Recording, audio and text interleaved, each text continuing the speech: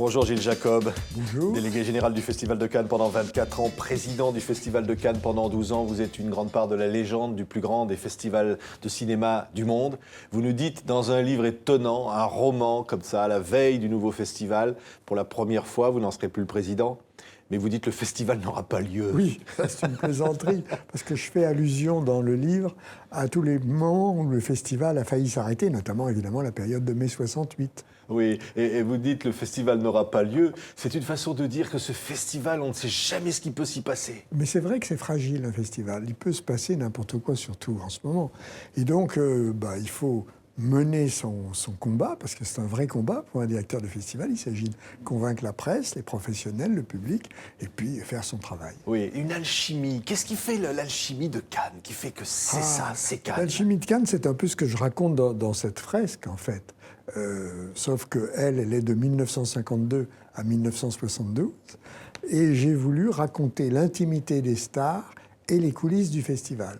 Donc on est en 1952, nous sommes à Nairobi sur le tournage de Mogambo, film légendaire lui aussi. Et il y a là John Ford, Ava Gardner, Grace Kelly, Clark Gable.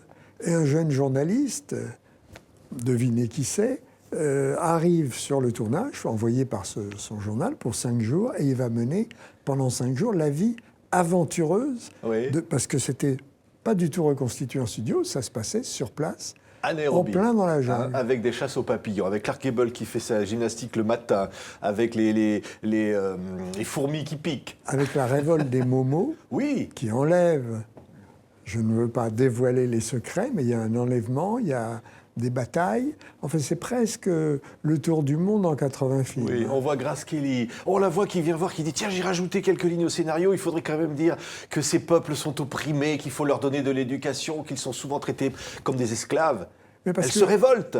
inventant ces personnages que j'ai pas connus, et à une époque que j'ai pas connue, j'ai voulu à la fois montrer de ces stars leur intimité, mais une image pas convenue, mais vraisemblable. Et donc c'est vrai qu'on s'attend pas que Grace Kelly, à 22 ans, vienne faire la féministe et surtout l'humanitaire. Ah oui. Mais je trouve que ça passe, c'est plausible. Pourquoi pas? Parce que il faut... Et alors John Ford, il a sur l'œil.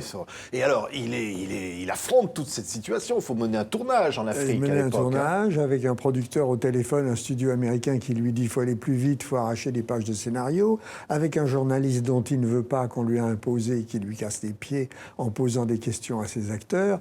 Et puis finalement, il se laisse prendre au jeu et il devient le John Ford. Alors notre ami Lucien Fabas, donc notre journaliste qui est sur place, il va croiser un personnage incroyable, il s'appelle Bapi, c'est la sœur d'Ava Gardner.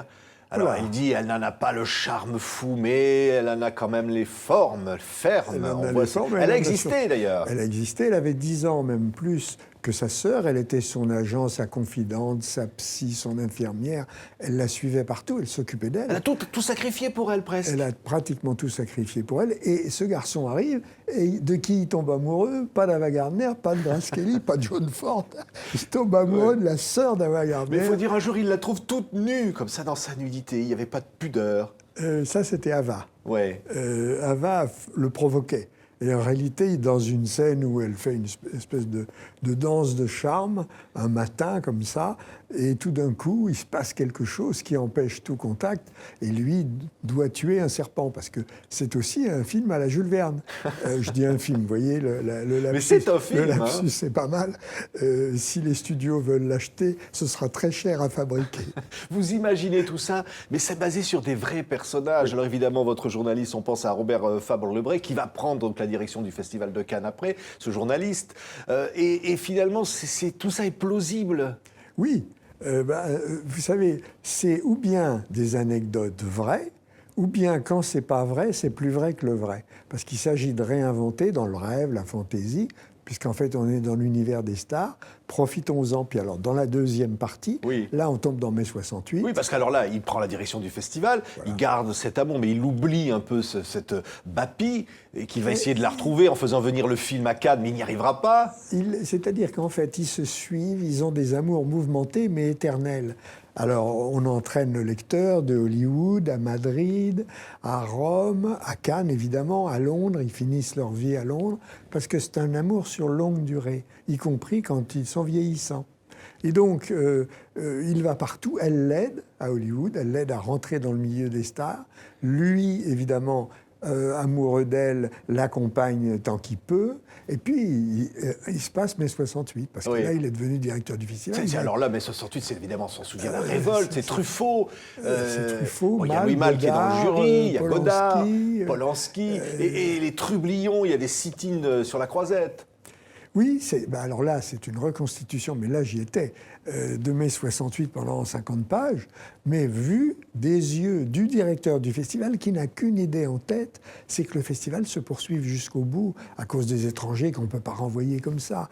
Alors que les autres n'ont qu'une idée en tête, la France s'arrête, c'est indécent que le festival de Cannes continue, il faut arrêter. Donc lui, il a l'idée géniale de se dire, eh bien, puisqu'ils veulent arrêter le festival, je vais disparaître, je me cache, pour qu'on ne me trouve pas, et donc on ne peut pas l'arrêter puisqu'on ne me trouve pas. Finalement, Cannes est petit, bien entendu.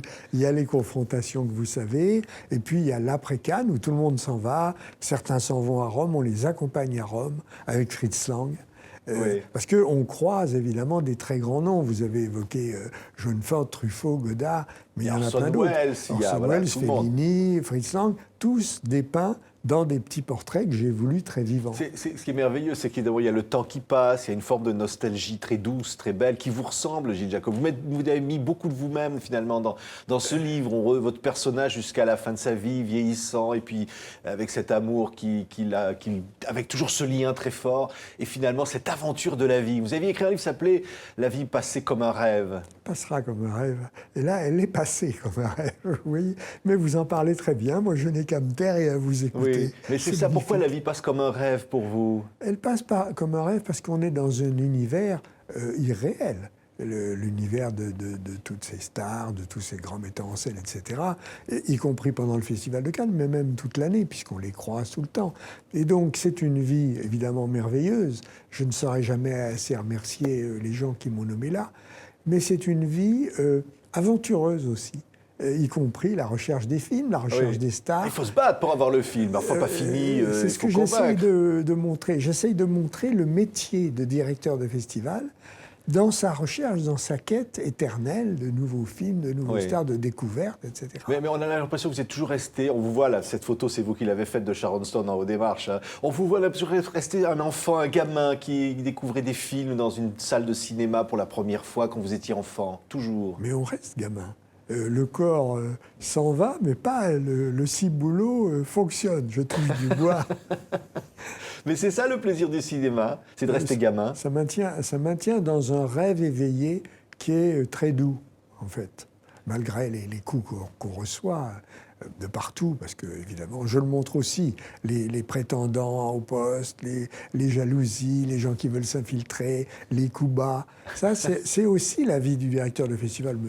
Il faut passer là-dessus. Oui, et les beaux souvenirs, c'est quand vous approchez les stars qui vous ont fait rêver enfant et que vous... Hein? Allez, Gilles. Bien entendu. Il y en a quand même beaucoup et qu'on a retrouvés. Tout récemment encore, j'écrivais un livre avec Michel Piccoli qu'on est en train de finir. Donc tout ça, c'est quand même... On se fabrique des souvenirs pour plus tard. Malheureusement, maintenant, on est plus tard. Merci beaucoup, Gilles Jacob. Le festival n'aura pas lieu. C'est un formidable bouquin, donc publié chez Grasset, formidable livre. Et puis, vous serez toujours à Cannes. Vous êtes toujours à Cannes. Merci, Gilles Jacob. Merci à vous.